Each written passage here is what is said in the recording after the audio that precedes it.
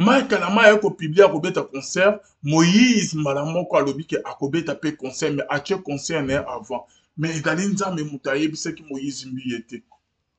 C'est les prophètes de Nile Stema qui seri en babana kokopé na Moïse Mbi. Nde ayebisi Moïse Mbi était. Ce qui Mike a bêté concert na stade du Bosono et Kozala bien té. C'est les prophètes de Nile Stema de pétage a encouragé Moïse Mbi. Alobi otambola na ba église eza na populaire eza na bandimi ebele bakotia opwa na ndenge yo oza populaire stade wana ekotonda to kolinga jamais ke Mike abeta concert liboso na ekokitisa yo public basengaki nde yo bamoni ke yo ndo oza na temps mais soki ke ozongi nsima otikeli Mike Kalamba abeti concert ya stade des martyrs liboso na oyeba ke yo otikeli Mike Kalama place na yo, Mike a remplacer a koma liboso na yo koma sima na ye. Etant yo ko linga ke oya ko beta concert sima Mike Kalama bakoloba ke olandi Mike Kalama bilanda landa. Net que peuple population basenga ko o livrer concert na stade des martyrs, Mike a yo ko zwa idée ya ko beta concert na stade des martyrs parce que amoni ke yo obangi. Alingisko approuver mokili ke ya da danger ko leka yo. Kolinga te ke neti ye asate stade na ye na jie yo luko beta liboso na ko beta sima na ye te luka beta na ba avril na ba mars to na ba mai. C'est pour cela Moïse Mbi a ye malamoka tie concert na ye ke akobeta na stade des martyrs ata bana bakoza na vacances te akobeta na mai de père que Mike Kalama a beta concert liboso na ye. C'est ce qui s'est passé. C'est ce qui s'est passé. Moïse a lani conseil Yaya Denis Lessi. Souci à Moïse Mbi ezali ke asala plein en stade et non que kombo ya Nzambe ezala glorifié. Souci à Moïse Mbi ezalaki te ke no ba oyo ke bakoya na stade ayamisa bango Jésus-Christ. Non. Souci à Moïse Mbi ezali te ke a sauver ba âme. Non. Souci à Moïse Mbi ezali ke stade wane to na ndenge wane satonisaki. Souci à Moïse Mbi ezali ke abeta plein na stade pona ke mokili bandima ki azali danger azali numéro 1 ya ba misère chrétienne na Congo. Souci à Moïse Mbi ezali ke approuver mokili ke aleki Mike Kalamba. Souci na ye yango wana. C'est pour cela bomoni ke Mike a tie conseil na jie ko denine sa conseiller non kolinga te ke yo ya ko beta sima Mike oya ko net ke okokoma te okomi ko lana Mike Kalamba na sima te yo bana Mike ne alanda yo. C'est pour cela bomoni ke Mike a annoncé a ko beta conseil na Zénith Moïse aleki alobi ke ya ko beta double Zénith. Mais rivalité que Moïse Mbi na Mike Kalamba ba komi nango ezali ya ba païen ezali ya ba mokili ezali ya ba jibe na wer ezali ya ba fere na ba fali ipupa parce que tozo mona ke ba oyo bazo lobela Moïse bazo travailler na Moïse soit disant ba porte-parole na ye ba journaliste na ye ba o ba lobela ye les mêmes personnes bazo le na TV bazo critiquer Mike Kalama bazo finir bazali contre conseil na ba lobi ke Mike Robeta Mpiaka. Et les mêmes personnes qui travaillent avec Mike Kalamba, oh, bazo lobele, bazo kumisa Mike, bazo sala les promotions, les mêmes personnes là, ne bazo les la télévision, bazo sala ba émission, bazo fina Moïse, que Mike a coupé ta concert à corriger Moïse. Allez-y comprendre. Ma camoiseau, ça m'a église corps de Christ. Donc, tine bazo beta ba stade, ou tine Mike Kalamba, bazo beta stade, et ils allaient pour prouver Moïse Mbi et pena ba fan naï. Et ça pour prouver Moïse Mbi que Mike Kalamba a danger, a capable, a paix. Danger, a capable de retourner ce stade. C'est pour prouver les gens de ce monde. Qu'on pouvait Mokili. Net Moïse a weli ce qui a bêti stade avant. A Boulaï net qui a eu na robeta na sima, na robeta plainte. Na ko corriger, na robeta plainte pour les Moïse Mbi. Allez-y comprendre. Ma Moïse au Samar, na ba chrétien na l'église corps de Christ. Ezo sama na mokili te na ba païen te mais na kati église confusion totale mokili ekoti na kati église a Congo tolo ba te. Merci na bino nyonso bozola na biso de partout. Merci shalom. À vous tous qui êtes connectés sur notre chaîne, La Voix Céleste Nzela Lola, Iska Bonzambe et Kitaranalouye, Bonamara Pena Bisala, Bonzambe na Bonzambe Lola, Ezofuta, Simana Antoya Koloba Kenzamba Boyoto Kwaye, de ce soit Longo, na pasteur Fezamisi à la bouche autorisée de l'éternel depuis Zurich, na filo mukwaya motema ya Bivens Lomo depuis Londres, pe na mama Gisèle Lukelo motema papa Emmanuel na Boston, mama Mamimbu Nganzama Lola Pambolo na mama prophétesse Sansi Kimbangu, na beau sanité, ma petite sœur Sarah Yoka motema papa Cédric Luleno depuis Canada, pe na biso sisi chika motema papa lui mayala na Ottawa. Bonzambe na bonzambe Lola ezofuta simana to ya koloba kenzamba boyoto voyez les soir puis vous tous qui êtes connectés en train de nous suivre, manifestez-vous que vous êtes là en partageant cette vidéo. Partagez la vidéo dans les réseaux sociaux, partagez na TikTok, na Twitter, na Instagram, na page, na Facebook, na story, na statut, WhatsApp, Messenger, et Viber. Tinez-en amis, connaissances, na proches, na camarades, na connectés. La chaîne na biso La Voix Céleste, baïba maïmazo de Canada, Église Corps de Christ. Binoba obozo la nabiso de partout. Vous s'abonnez massivement à la chaîne na biso, kota s'abonner dans La Voix Céleste, puis activer cloche, il y a notification. Voilà. Avant que na kota na mozindo, il y a ma solo na biso. Il y a jour, il y a le lot bien-aimé. J'aimerais vous informer que activité au que pasteur Charles Bosrabameko, l'homme de Mopanga B50, Oyo a organisé en Afrique d'ici, des a déjà le lot déjà, donc, aux la bande de Zali en Afrique d'ici, signalé, bon, déjà, activité bannie déjà en direct, il y a Afrique du Sud et Longo, na pasteur Charles Bosrabameko B50, l'homme de Mopanga. Donc, bisognon tout au côté en Puna, et bandi lelo, et aussi la petite, le 28 bien-aimé, et aussi la le 28 dimanche, toujours en Afrique. D'ici, Bosan, la tétina, bande koba ami connaissance, ba kene ko prier na pasteur Charles Bosrabameko Kuna, juste après, activité, campagne d'évangélisation au Afrique d'ici, ce cas c'est Kuna, Azoya Awawa na Kinshasa, bien-aimé dans les seigneurs, et si kanini a posé la peine à activité, ya monene makashko les bien-aimé, n'a parlé du peuple, campagne d'évangélisation, et koza n'a parlé du peuple na esplanade, ya parlé du peuple wana, oyo pasteur Charles Bosrabameko l'homme de Mupanga, Azo organisé, et koza la date, et koza le 9 août, le 10 août, le 11 août 2024, à partir de 13h, bisognos tout au kotana, na esplanade, il y a parlé du peuple et le na pasteur Charles Bosrabameko, l'homme de Mopanga, parlé du peuple, ils ont place à Kobungate, et il y a banni croisement, il y a, et à côté, à Stade de Marty, voilà, na triomphal, parler du peuple, il y a banni déjà partout, Bosrabamate, signalé, bande de Kobazali partout, Bazana, ba province, Bazana, ba pays, Moussous, Bayara déjà, Awana, Kinshasa, Toluka Elongi Yanzambe Elongo na pasteur Charles Bosrabameko, l'homme de Mopanga, le 9 août, vendredi, le 10 août, samedi, puis le 11 août, et la dimanche, à partir de 13h, na esplanade, il y a parlé du peuple. Le temps que vous avez partagé la vidéo, dans autres la spot publicitaire, na ba oyo, ba yebite, ba yeba, bon, na spot publicitaire, et on se retrouve tout juste après pour la suite de notre émission. C'est parti. Méga croisade de prière. Organisée par Bostra TV.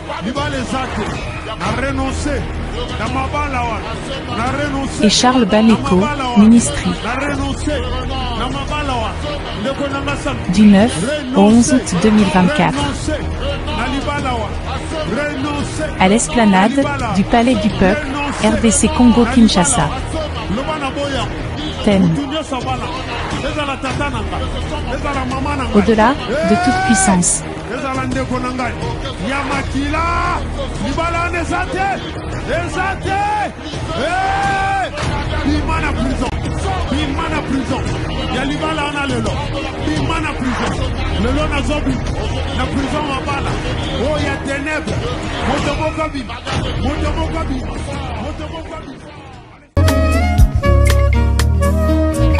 Nzambe na ngai yondokelaki ngai mwana na yo mimie Nzambe na ngai papa na ngai papa yondokelaki ngai mwana na yo mimie ngana yebi ete nasalelaki yo mabe mingi soki koyeba mbele nasalaki yango te ngana yebi ete nasalelaki yo mabe mingi kozanga kotosa ememelanga etumbu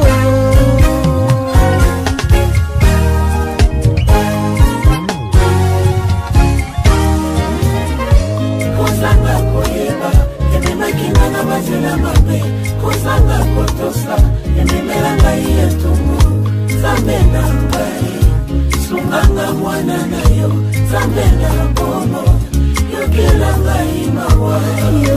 ngai mawa nasengi yo pardon ye kozanga koyeba ememaki na bazela mabe kozanga kotosa ememelanga etumbu Nzambe na ngai sunganga mwana na yo Nzambe na bomo yokela ngai mawa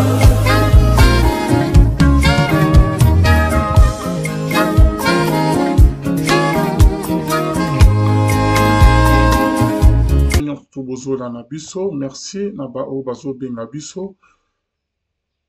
Ok. Je connais que biso na bino tolandaki elema ya pasteur Mike Kalambay. Tolandi pe publication ya oya bengami leki ya Moïse Mbiye. Leki na biologique et bandaki nani ya Lydie Mbiye, grand sœur ya Moïse Mbiye, abandaki na ko chrétien Mike Kalambay. Et le on a Lydie Mbiye après vidéo ya Mike Kalambay oh que tu retiens la bino boyoka qui en très bien Mike Kalambay a lubike akobengisa ba Kofi akobengisa ba Wera akobengisa ba Fali baya kotala plein oyo akobeta et Mike Kalambay a lobi ba weli saki bananya ngo ba weli saki bananya ngo ba weli saki kobeta stade. Mais yé plein oya kobeta. C'est comme si que concert Mike Kalambay azo sala na stade des martyrs, c'est pour prouver na ba certaines personnes mobo biso na ndenge to présenter to sa analyse na biso. C'est comme si maloba wana famille ya Moïse Mbiye bazu yango ke alobeli bango. Et Paulin oya zali leki ya Moïse Mbiye a publié alobi. C'est par l'abondance du cœur que la bouche parle. C'est par l'abondance du cœur que la bouche parle. Frère Mike Kalambay, lui, qui est Baweli Saki. Bananya Baweli Saki. Parce qu'on a compris que Moïse Mbiye a Weli Saki par rapport à dire ya Mike Kalambay. C'est Mike Kalambay a un ça qui concerne. Et surtout aux onissima. Après avoir fallu qu'on livre concerne un stade des martyrs, il y a eu des gens qui ont commenté, qui ont commenté, il y a un moment, tout ça, il y a un moment, bêta stade des martyrs. Et Moïse Mbiye a publié à l'objet que bêta stade des martyrs, mais na quelque chose ça comme na sentiment, il faut na tout nzambi, il faut na yoka nzambi. Il faut que nzambi matindanga pour na que nous bêta concerne un stade. Après publication ya Moïse, ok, peuple, public, parfois, il y a un moment pour abeta stade des martyrs, et ça, on est en est que, biso toza ba chrétien, fallait à ce pessi, il y a un moment pour avoir ce pessi, biso ba chrétien, abeta stade des martyrs, bien aimé dans le Seigneur, ma publication Moïse a l'écart de bien répondre que, Azap pressé à robita stade des martyrs, tako kota na loyauté, il faut à tout na volonté ya nzambi. Moïse a boya kondima malamo ko beta stade des martyrs. Après tout, comment le frère Mike Kalambay a publié, a confirmé que il va livrer son concert dans le mois de juillet. Tant que Moïse Mbiye andimite aboyi kosala oyo ke ba fan na ye basingaki ke abeta pe stade net ke Fally Ipupa. Moïse qu'on se le dise aboyaki andimaki na ye te azalaki sur na ye te alobaki ata presi te il faut atuna volonté ya nzambe ke nzambe apermettre ayebisa ke mwana na nga beta Stade des Martyrs mbala moko mai kalama ya bimi alobi ke ye azali prêt ya kobeta concert na Stade des Martyrs atie na date le 27 juillet. Quelques temps après, Moïse a eu kobimisa, publié qu'il va livrer son concert, a confirmé qu'il a kobeta Stade des Martyrs. Est-ce que Moïse Mbiye Nzambe a permis qu'il a publié qui publication kolobaki azozela Nzambe ayebisa ke abeta Stade? Est-ce que Moïse Mbiye ayokaki Nzambe? Moïse ayokaki Nzambe te. Pourquoi nazo talisa bino pour le moment? Pourquoi Moïse a tie date ya Stade tant amoni mai kalambai a publié qu'il a kobeta concert et là on netina ki Moïse yé pas publié a tiaka date avant concert ya mai kalambai a tia na main et là on ne poussa ki Moïse ezanzambe te nzamba tika ko tina Moïse Mbiye te ki abeta Stade. Moïse nzamba tika ko tina te ndenga publié ki publication na ya liboso alobi ke na kobeta Stade a confirmé aye komona ba walesa ba beti batoni Stade na veillé aye komona ba pasteur musu batoni Stade et motivé ye peke na popularité azanango na population azanango na sima concerne ya Stade des Martyrs et ko réussir mais azalaki sur na yete azalaki na ba doute a publié a sey na ba fond na yeke azali pressé à kobeta concert na Stade des Martyrs te ce n'est pas le moment. Mais du coup, Mike Alama a publié à Kobeta concert, Moïse Malamoko a lobby à Kobeta pe concert, mais à concert avant. Mais Dalinza me moutaye, c'est que Moïse Mbiye était. C'est les prophètes de Nile Stema qui sérieux en babana ko copier na Moïse Mbiye. Nde ayebisi Moïse Mbiye était. Ceux qui Mike a bêtu concert na Stade du Bosono et Kozala bien été. C'est les prophètes de Nile Stema de pétage a encouragé Moïse Mbiye.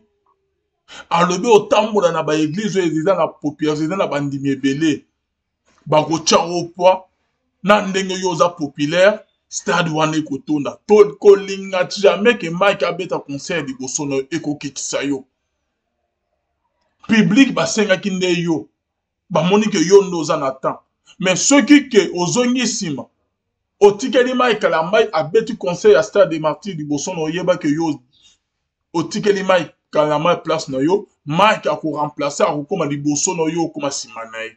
Etant yo ko linga ki oya ko beta concert sima Mike Kalama ba koloba ki olandi Mike Kalama bilanda landa.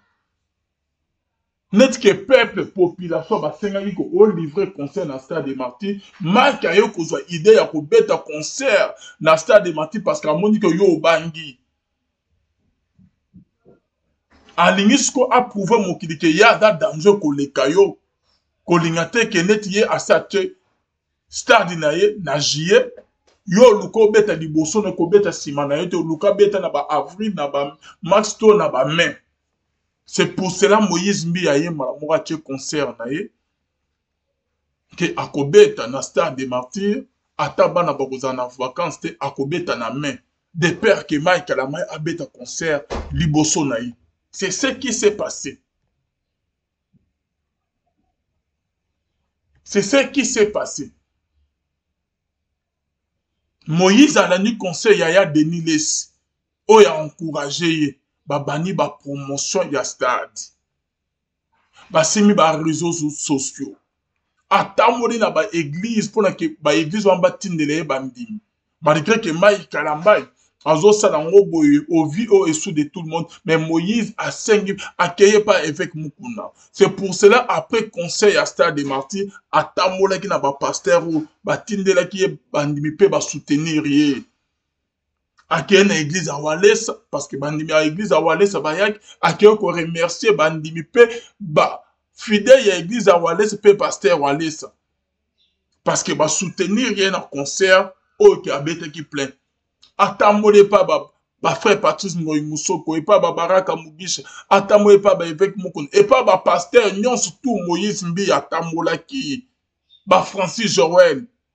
Ce sont les pasteurs qui ba soutenir Moïse Mbiye pe ba tineli Moïse Mbiye bandimi na bango ba hebisi bango bokene okota na concert.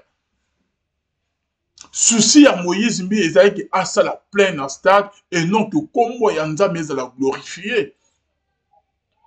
Souci ya Moïse mbi ezalaki te ke non ba oyo ke bakoya na stade ayamisa bango Jésus Christ. Non. Souci ya Moïse mbi ezali te ke a sauver ba âme. Non. Souci ya Moïse mbi ezali ke stade wane to na ndenge wane satonisaki. Souci ya Moïse mbi ezali ke abeta plein na stade pona ke mokili bandima ke azali danger azali numéro 1 ya ba misère chrétien na Congo. Souci ya Moïse mbi ezali ke approuver mokili ke aleki mai kalambai. Souci na ya mwana. C'est pour cela que Mike a tché conseil na Dieu ko denine sa conseiller non ko linga te ke yo ya ko beta sima Mike yo ya ko net ke okoma te okomi ko na Mike kala mai na sima te yo bana Mike ne alanda yo. C'est pour cela que Mike a annoncé à Robeta conseil na Zénith Moïse a leki alobi ke ya Robeta double Zénith. Non so wana pona ko lakisa ke azana eka azana aleki mai kalamai quoi que mai kalamai bazana un niveau mon côté. C'est ce que Moïse a lingaki à la kisa.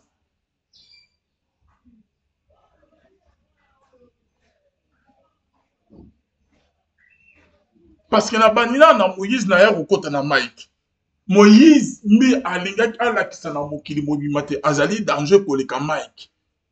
C'est pour cela non c'est salamaki na concerne ki bonzambe ezalaki te.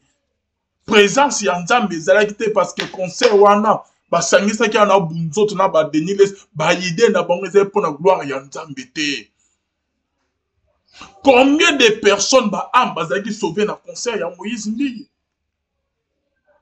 Rivalito ba memeli biso na musique chrétien. Totika komona ngote.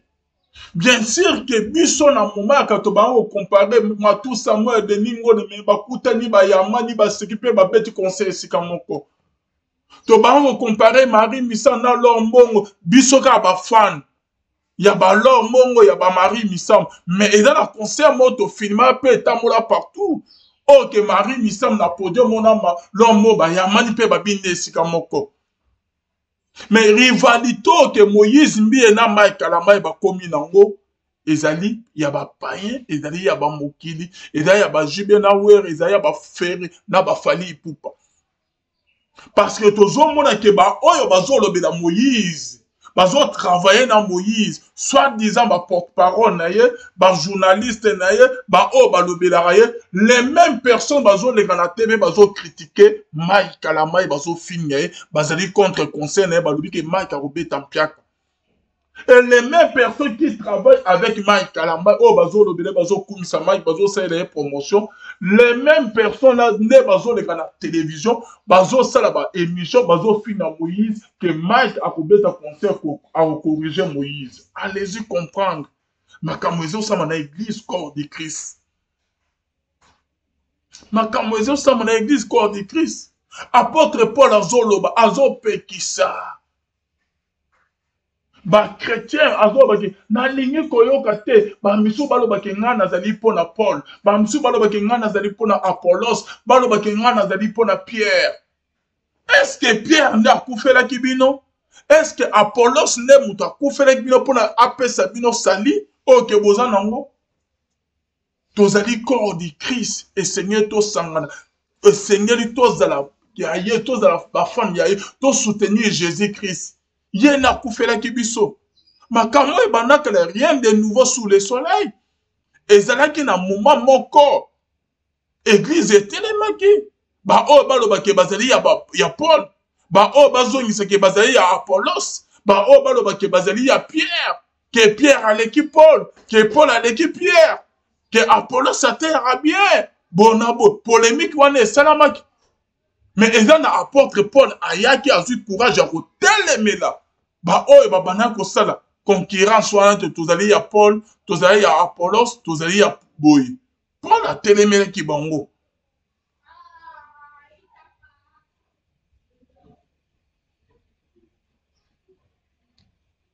Paul a tellement qui bango. Et Paul a talisi que entre bisognon surtout mon côté a koufela kibino. Jésus-Christ n'a koufela kibino. Et na lingi division wana te.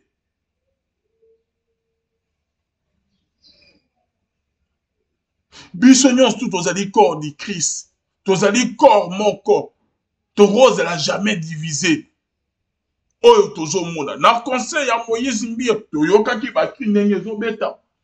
Bafane bazoyema bazobwakela mai kalama bamwakela. Bazoloba boro etondi. Majabu yebisa mai kalama ayebela. Stade etondi.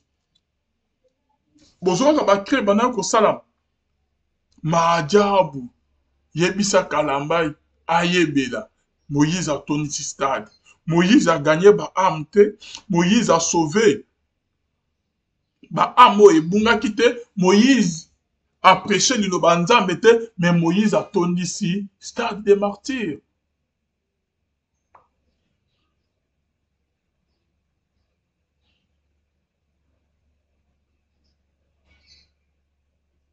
Donc, souci na ba union c'est d'ailleurs que bâton c'est stade des martyrs. 1 Corinthiens 1:3.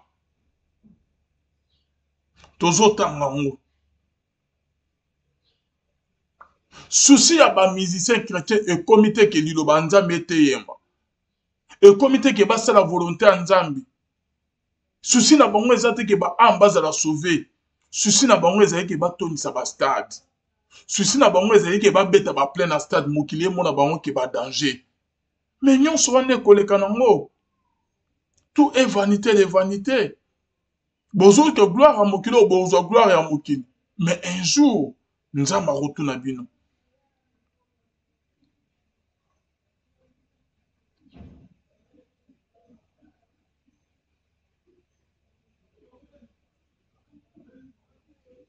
Yoka un chrétien ndenge ba o bazo biso tozali ya mai kalamai mai a corriger Moïse na stade a robeta plein ko le stade a corriger Moïse.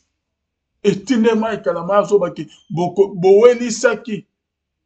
Mais tout rose stade na robeta plein na ro.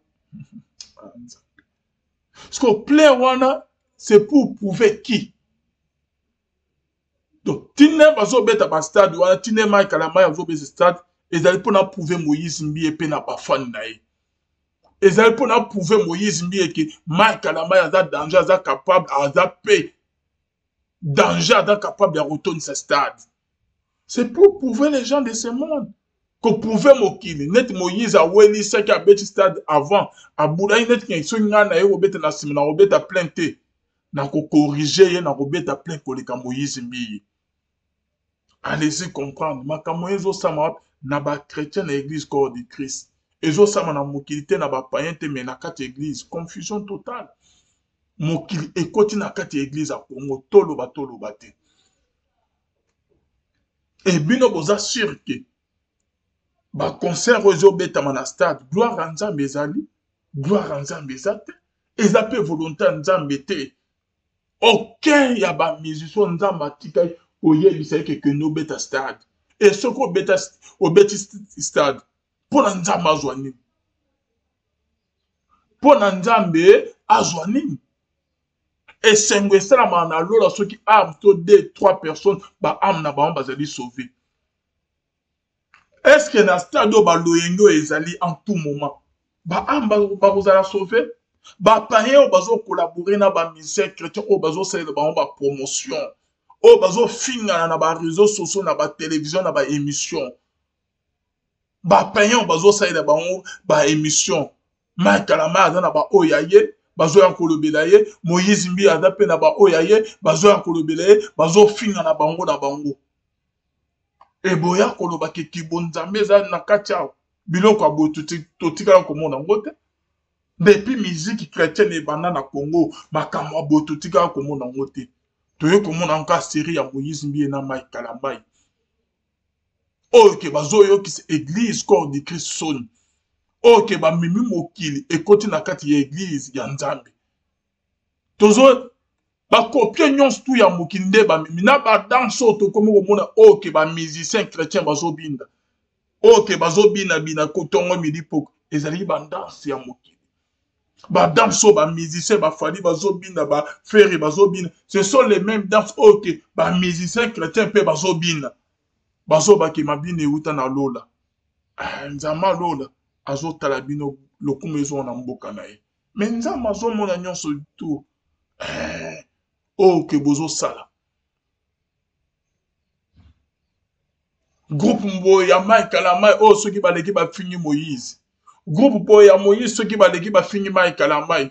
Ok ya Moïse bazoba ki tokotala bakosela mukolo makamote totali etikali des jours Mai Kalamai stade ya wana tondisa tondima yo ya momo aleki yo ndima ba ope ya momo bazo yebisa ya Mai bazoba momo Moïse aza jaloux alingi te bona boy azo combattre conseil ya Mai Kalamai mais Kalamai a corrigé na plein koleka bango nyonso tout ezali mawa pe passe na makambo ezo salam na église ya Congo église des réveils confusion totale de dans un groupe na ngamu Moïse Mbiye na groupe mususu na ngamu ya Mai Kalamai. Ok Moïse azo pekisa bango te kende bo finga bango ya Mai Kalamai pe azo pekisa te kende bo finga na to dimine bango to dimine ye to lekisa ke biso to lekiye confusion totale.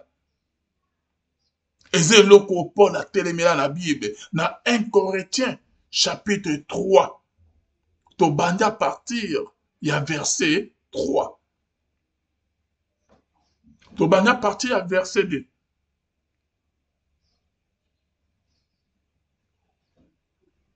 to zuka 1 Corinthiens chapitre 3 verset 1 to kiti yokal Paul ndenga zoloba ba o ba comment ko sa pour biso toza ya Paul biso toza ya Pierre biso toza ya Apollos ndenge ezo sama mikolo entre Moïse Mbiye et Mai Kalamai. Pour moi frère, ce n'est pas comme à des hommes spirituels que j'ai pu vous parler, mais comme à des hommes charnels, comme à des enfants en Christ. Je vous ai donné du lait, non de la nourriture solide, car vous ne pouviez pas la supporter et vous ne le pouvez pas même à présent, parce que vous êtes encore charnel. Parce que vous êtes encore charnel. Bon, comme il en bassan tout est, bon, comme il en a qui bon zambete, bon, allez charnel. Makamo ezo salam, entre conseil ya Moïse Mbiye, na conseil ya Mai Kalamai. Oh, ezo s'est passé, ezali ki bon zambete, vous êtes encore charnel. Bonzo te toni katinabino. Oh, ezo lobisabino ezali ki bon zambete. Ezali misala ya nzoto. Bozana na mokili. Bozana nou brisé te. C'est pour cela bozo luka ba gloire ya mokili. Jésus a lobi ebele bakoya. Tote ya ki tosa ila na komono. Mokola suka Jésus a koye babangote.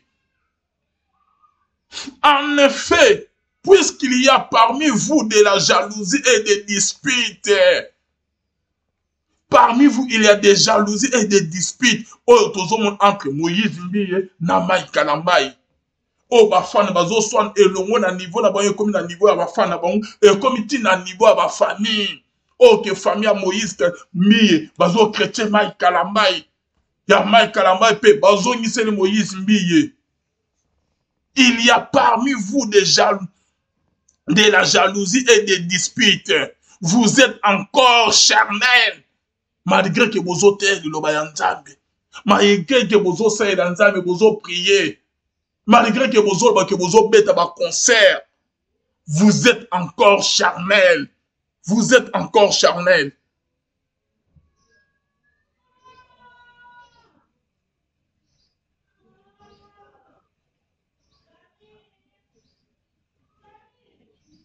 Vous êtes encore charnel. Ba deningonde basala ba succès. Totika komona ba makama boyete. Seiru anto kompanya deningonde na matu Samuel. Batala ta na bango ba dalaki conseiller net bandi ba benga bango ba mapasa. Ceux qui ba kutemba yamani bolingo na kati ya kibonzambe. Na niveau Mai Kalamai na Moïse Mbiye niveau ba komeli. Bino bondimi ke bazana bolingo solo. Oh Moïse azotina keno lobela Mai Kalamai mabe. Il y a déjà entourage na oyo ke Moïse ye mo atinda bango ke kende sala émission lobela Moïse Mike la mai bo lobela majabu boy. De même peu côté ya Mike il y a des gens côté ya Mike Kalama to ya majab oyo ke bango moko pe ke bazotina bango kende lobela Moïse bo sala boy. Babiloko to mona série ya ba ya Deningo na Matu Samuel te. Série ba renya ba sima Kinshasa Congo mobimba Afrique. To mona série ya Marie Misana Balor Mongo te. Série ba sima ba kanga Congo mobimba. Oh. Lorsqu'il y a les mal, toko ko encourager les maths et signer to les to dénoncer to lobake eloko ezo sam ezali mabe. O ezo sam ezali misala ya nzoto ezali ya kibonzambe te. Vous êtes encore charnel. En effet, puisqu'il y a parmi vous de la jalousie et des disputes, n'êtes-vous pas charnel et ne marchez-vous pas selon l'homme? Quand l'un dit, moi je suis de Paul, et un autre, moi d'Apollos, n'êtes-vous pas des hommes? Lorsque une personne, l'un de vous, dit que je suis de Paul, et un autre, je suis d'Apollos, n'êtes-vous des hommes? N'êtes-vous pas des hommes? Qu'est-ce que donc Apollos? Qu'est-ce que Paul? Des serviteurs par les moyens desquels vous avez cru, selon que le Seigneur l'a donné à chacun. J'ai planté, Apollos a arrosé, mais Dieu a fait croître.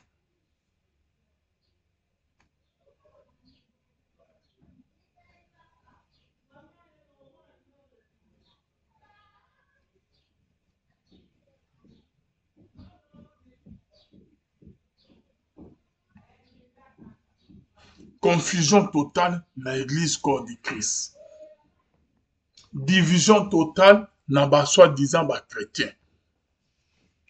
Oyo ezo salam entre Moïse Mbiye na Mike la Mike tozali contre yango esengeli bayo ki sa église corps de Christ sonité ba soigner ba image na bango ba sangana bazala ke ba lakisa ke ba modèle pour la zolo bake. Soyez mes imitateurs comme moi je le suis de Christ. Est-ce que tu as Moïse bien na Mike bazaba imitateur ya Christ? Bible les autres que votre bonne conduite soit connue de tous. Recherchez la paix avec tous. Bible montezo 5. Et n'engeni bango bazo saïda. Bible partie que partie mususu ya Bible bazo saïda ngote. Na ba concert rezo beta na stade des martyrs bonzambe zate. Eza volonté ya nzambe te bokoye bango un jour.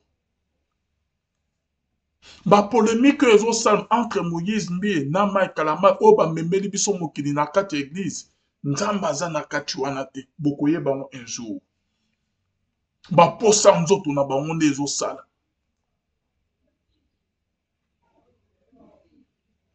Bazo luka ba prouver mokili ke badali danger mais bazo sala effort moko te ya kolakisa nzambe ke bazo tamola na kobanga ye bazo sala volonté nzambe non. Bazo sala volonté nzambe te. Bazo sala nde ba propre volonté na bango. Bazo sala nde volonté ya mokili. Bazo sala nde mokili mo na bango danger. Il y a déjà o ke ba renya na mokili o baleka ba kota na sama bele baleka. Bino boluka gloire, boluka ke mokili ba betela bino maboko. Bien sûr. Mokili etombola bino, mokili betela bino maboko. Mais un jour, vous regrettez na yango. Mieux vaut que mon kile boit kayo. Mon kile dénigre yo. Mais nzamba simo atombola yo. Mieux vaut que luka ko sala volonté ya nzambe ke ya mokili. Dieu est juste. Nzamba zo mona nyonso to bozo sala. Ba concert o ya ba stade des martyrs. Ki bonzambe zate. Ko bana ya Moïse Mbiye til ya Mike la Mike. Volonté ya nzambe zate. Ezaka ba oyo badana spiritualité badana modimo mo centre ne ba comprendre que nzamba za ifikote. Ba concert ya ba Moïse ya ba Mike ezandenge mona ba concert ya wera. bande mona ba conseil ya ba JB ya ba Koffi Olomide ya ba héritier ya ba Fally ya ba Ferry. Oui, nzambe aza te. Bokene ba conseil en ndenge ke bozokene ba conseil ya ba musicien païen ba musicien mokili. Ki bon nzambe eza place wana te ke bokene okuta na nzambe ke nzambe akene obikso tika loisir.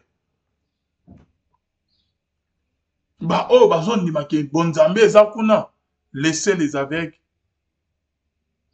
conduits. Donc, ce sont les aveugles qui sont conduits par un autre aveugle. Bangonyon surtout baokoya na libulu. Donc, c'est ça. Merci, Nzambe Asum Église à Congo. Nzambe Abiki, c'est Église Corps de Christ. Ezali Mawape passe na Makamoto Zomona. Na ba soi-disant musiciens chrétiens.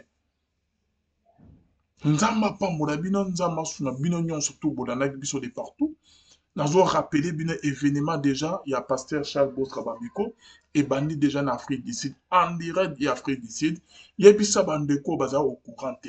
Yebisa ba o bazali na nzela. Ba o nan ba yebite, ba o nan ba sokolite, ba kene déjà na vitesse et rapidement, na rapidité et si ta prière. Il y a pasteur Charles Bostra Babiko ezali na Afrique du Sud na Pretoria. Ça les a déjà ouverts. Prière et banni, intercession, modération. Calamité papa zomata. Signaler ba ami connaissance. Ba ngonyon surtout baya. Toya kolkelung. Yanzama lola.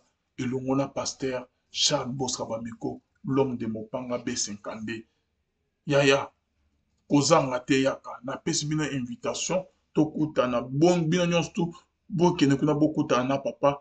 Et kozala bien makas ki bon nzambe za au rendez-vous ki bon nzambe kita na loyembo ba musicien baza wana ba koyemba ki bon nzambe kita na maloba mate ya papa oteya pe ki bon nzambe kita na misala bandeko o ke bakoya bazobela ba kozwa guérison ba kangami ba kozala délivrer ba miracle ba prodige ba délivrance et kosala ma bien-aimé dans le Seigneur parce que tozali trop sûr na nzambe ya lola nzambe wana kosala te. Signalé bandeko na yo, séminaire et bani lelo, bien-aimé dans le Seigneur, et qu'aussi la ti le 28, et qu'aussi la 4 jours, et bani lelo, et qu'aussi la le 28 dimanche, et bani lelo jeudi, le bipé vendredi, et qu'aussi la samedi, et qu'aussi la, et dimanche les derniers jours. Signalé bandeko na yo, signalé bangobaya, et qu'aussi la bien makas, nzamba lola pour pas bino, bon nzambe na bon nzambe, Lola ezo futa simana onto ya koloba kenzama boto. Veuillez partager la vidéo. Connexion, Mobulo Nata la connexion. Partagez la vidéo, bien aimé. Vous tous qui êtes connectés, veuillez partager la vidéo. Partagez la vidéo. Veuillez partager toute la vidéo dans les partout bazali. Et que vous allez bien veuillez partager la vidéo. Voilà, nous sommes là en direct.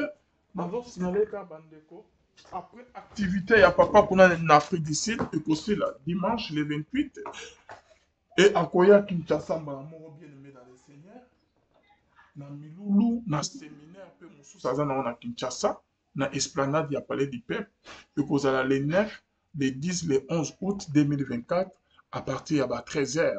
Donc, événement moussou, il y a papa qu'on a, non, une fois qu'il est assis en Afrique du Sud, akoya mbala moko na Kinshasa bien-aimé dans le Seigneur pour na aya côté ya na campagne d'évangélisation oyoke okozala na Kinshasa pendant 3 jours na esplanade ya palais du peuple le 9 août, le 10 août, le 11 août 2024 à partir ya 13h. Nzama lola pambola bino, nzama lola mona bino, bino ba onyon stubo na biso du début jusqu'à la fin. Vous allez contre musiciens mon côté, vous allez pour musiciens mon côté, mais nous sommes des sentinelles. Vous avez net des sentinelles, vous avez net qui est chrétien à béret, vous avez pour sonner trompette. Ce qui te montre que ma camobandi qu'on a biso ba komi ko sala, ils allaient biblique, ils en a katia bible te, biso to ya pour sonner trompette.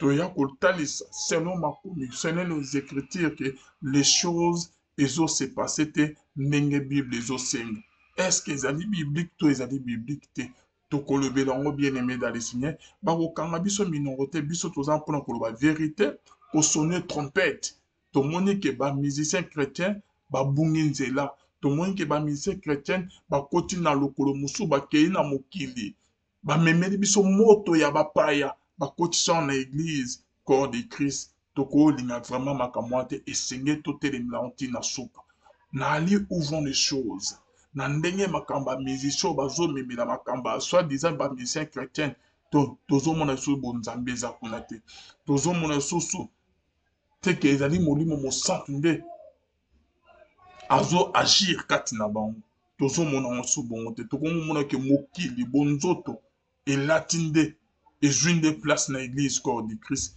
ezali mawa pe pasi nzambe alola pambola bino partagez cette vidéo na ba réseaux sociaux nyonso tika ete nzambe amona bandeko nyonso balandaki biso to prier pour l'église à Congo nzambe asunga église à Congo ezala bien makasi tika ete nzambe azala na bino pe nzambe abénir bino restez connectés sur notre chaîne La Voix Céleste partagez cette vidéo bo s'abonner massivement on se retrouve tout à l'heure là pour le numéro mosusu ya sika merci bye.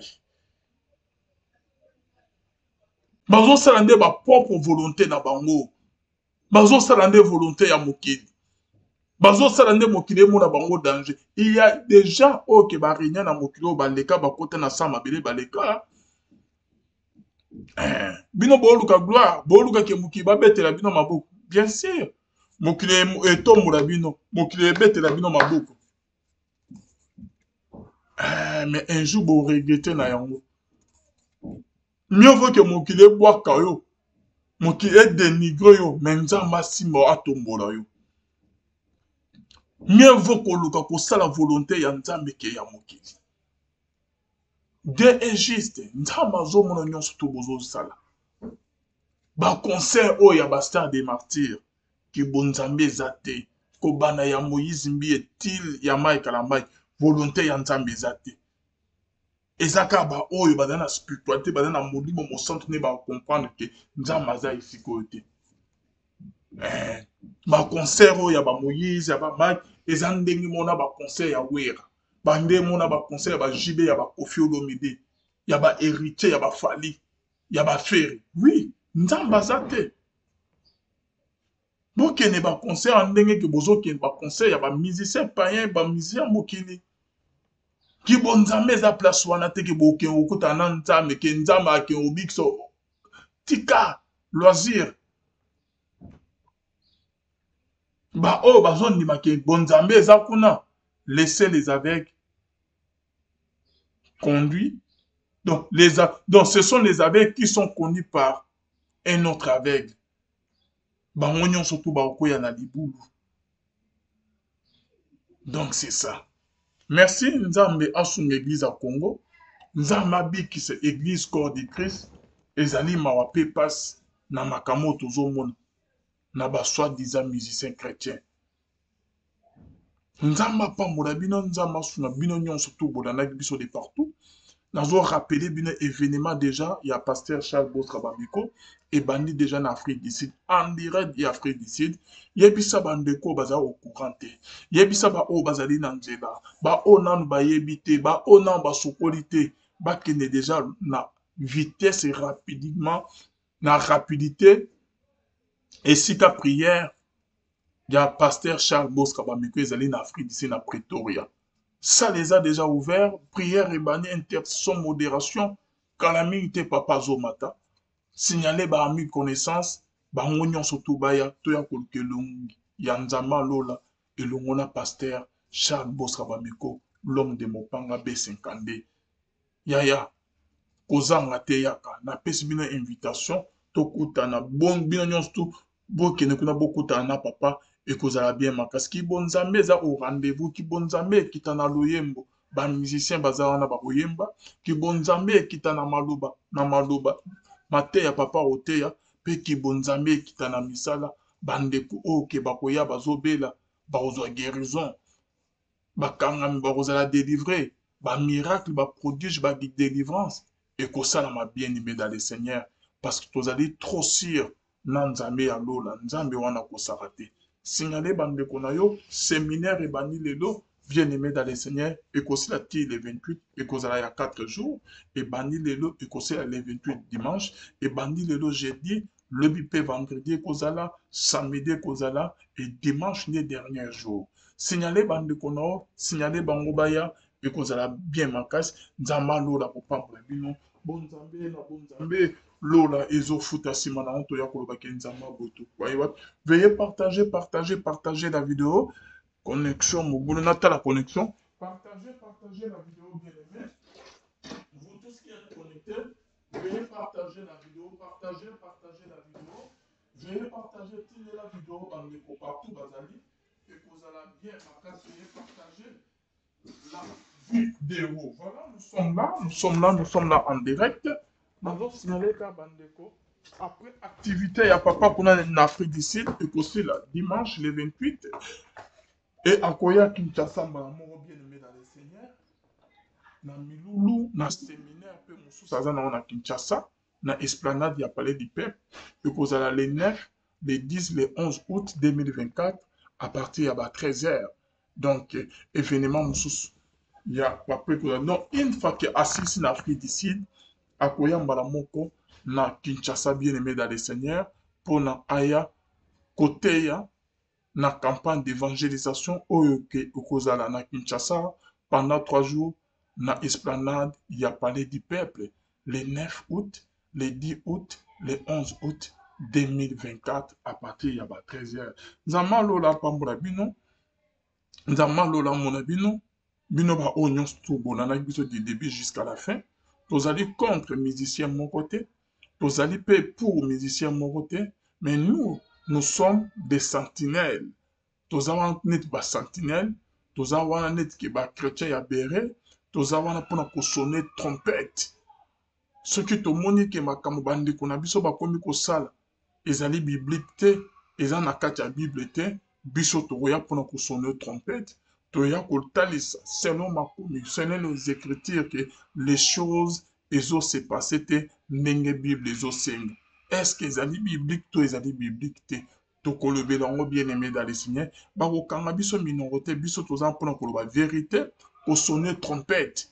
Tomoni ke ba musicien chrétien babungi nzela, tomoni ke ba musicien chrétien bakoti na lokolo musu bakei na mokili, bamemeli biso moto ya bapaya, bakoti sa na église, corps de Christ. Tokolinga vraiment makamwa te esenge totelemela ntina suka.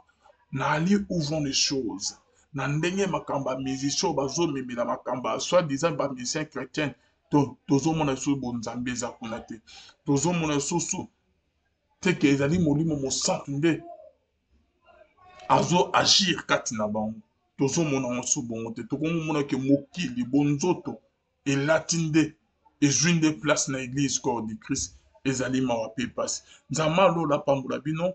Partagez cette vidéo dans les réseaux sociaux. Tika ete nzambe amona bandeko nyonso balandaki biso to prier pour l'église à Congo. Nzambe asunga église à Congo ezala bien makasi. Tika ete nzambe azala na bino pe nzambe abene bino. Restez connectés sur notre chaîne La Voix Céleste. Partagez cette vidéo, vous s'abonnez massivement. On se retrouve tout à l'heure là pour le numéro Moussousi Yassika. Merci, bye.